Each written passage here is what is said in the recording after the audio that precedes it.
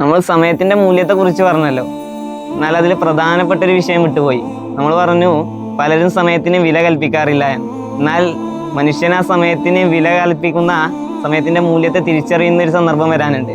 അല്ലാഹുവിൻ്റെ ഖുർആനിൽ പറയുന്നുണ്ട്, വഅൻഫിഖൂ മിമ്മാ റസഖ്നാകും മിൻ ഖബ്ലി അൻ യഅതിയ അഹദകുമുൽ മൗത്ത്.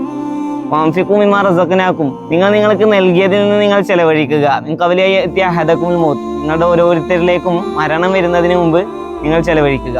അങ്ങനെ അവനിലേക്ക് മരണം വന്നു കഴിഞ്ഞാൽ അവൻ പറയും, റബ്ബി ലൗലാ അഖർതനി ഇലാ അജലിൻ ഖരീബ്, പഠിച്ചോനെ എനിക്കൊരു അല്പ സമയമെങ്കിലും പിന്തിച്ചു തരികയാണെങ്കിൽ ഫഅസ്വദ്ദക വഅകും മിനസ് സ്വാലിഹീൻ, ഞാൻ സ്വതക്ക ചെയ്തോളാം റബ്ബേ, വഅകും മിനസ് സ്വാലിഹീൻ, ഞാൻ സ്വാലിഹായിക്കോളാം റബ്ബേ.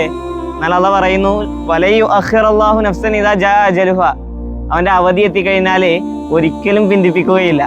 പടച്ച റബ്ബ് പറയാ, ലയു അഖിറല്ലാഹു നഫ്സൻ, ഒരു നഫ്സിനും പിന്തിപ്പിച്ചു കൊടുക്കൂല.